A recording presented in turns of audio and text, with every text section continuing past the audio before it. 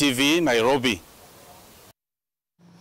As government and opposition coalitions stick to their guns on possible 3 days of protests starting Wednesday, concerns are emerging of a possible government-sanctioned elimination of protesters.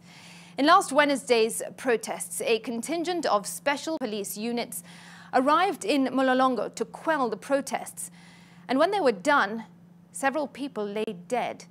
Well, tonight we dig into where these special police units came from, considering they were disbanded when Ruto came into power.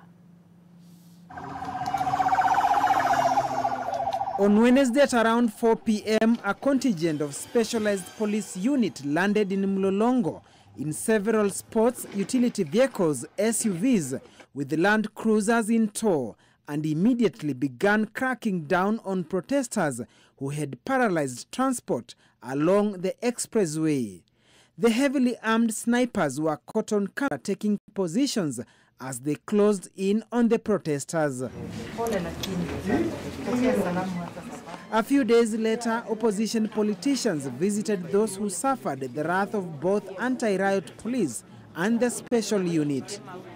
The presence of this unit has raised questions about their deployment in light of the deaths that were reported after their guns went silent. Proof that they were not part of the anti-riot police came to the fore with their arrival. In this footage shared online by Insecurity KE, a number of SUVs are seen arriving in Mlolongo in kamikaze style, heavily armed and not in uniform, with sophisticated firepower said to have night vision capabilities, a clear indication that it was a special police unit.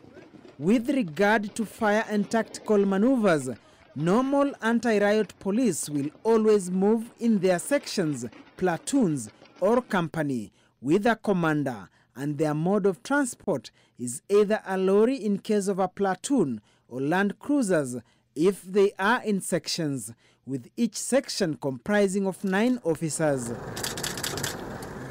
However, this dreaded unit arrived in unmarked SUVs with no commander in sight, implying they were receiving instructions from elsewhere. And with the government coming out strongly to say protests will be met with brutal force, opposition leaders now claim a special unit has been established to deal with the protesters. 11 are victims of gunshots.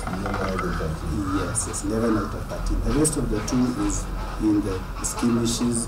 There are those ones who are falling and then they are breaking, and then there is basically trauma. The specific injuries that we have 7 fractures to the lower and upper limbs. Then we have a neck injury. There is one who was shot as the bullet was passing around, and a shrapnel was launched in their neck. Serikali gani inatuma polisi wake kupiga watu risasi kwa kichwa na kifua? Hiyo ni nia ya kuua. Guard the rule of law with our lives. This is what young men are doing. The right to picket, the right to demonstrate. Article 37 of the Constitution. Wananchi wamepata civic education ya ajabu juu ya haki zao. Wananchi wenyewe walikusanya risasi. I think I'm not an expert, a ballistics expert, but this is from an AK-47 rifle. Ziko hapa. A dispatch from a Kenya Kwanza parliamentary group meeting held at State House stated that as elected leaders, they had unanimously resolved to join forces with the police come Wednesday to protect property and businesses from being destroyed by Azimio protesters. Given that President William Ruto disbanded all special police units when he came into power, the question arising is who are these heavily armed individuals in Mlolongo with specialized assault rifles. Polisi wakabadilika wakawa ni watu wa kuwaua wa Kenya badala ya kuwalinda. Tumevunja ile ilikuwa inaitwa special sijui nini ya police ambayo ilikuwa inaua wa Kenya kiholela. That is the history we want to forget. On Friday last week, the United Nations Human Rights Office issued a statement calling for prompt, thorough, transparent and independent investigations into deaths and injuries that occurred as a result of last Wednesday's protests. So far, those killed stand at 10.